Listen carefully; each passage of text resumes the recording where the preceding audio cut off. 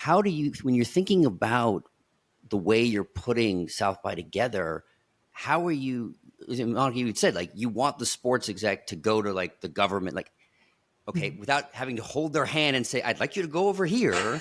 How are you thinking about the design of the tracks, of the layout, to actually facilitate one, having those people try out different things, Mm-hmm. and at the same time, how are we trying to drive the type of serendipitous creative collisions that really is the foundation for innovation,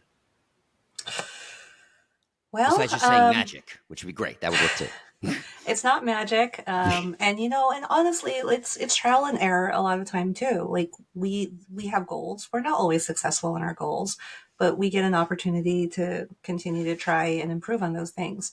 But we look at the different industries and communities that are important to us, and then what is also important to our community, and we essentially just try and find that balance.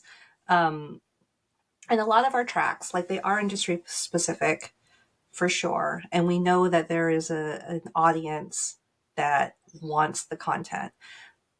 But I do also think that just because they are industry specific, I think that natural curiosity of our South by Southwest community gives people an opportunity to come here and be like, okay, this is what I do in my daily life, but I'm actually really interested in all of these other things. And South by Southwest is actually giving me an opportunity to check out those things that whether it's a hobby or whether it's something that I've been curious about, and so from that perspective, variety is a really, really good thing. We try and program for variety, because we actually, you're right. Like I can't hold someone's hand and be like, hey, you should go to this session. But what we do try and do when we put together content is, even when it's on a specific topic, we'll look for the speaker to talk about that you wouldn't normally think would be a voice in a specific area.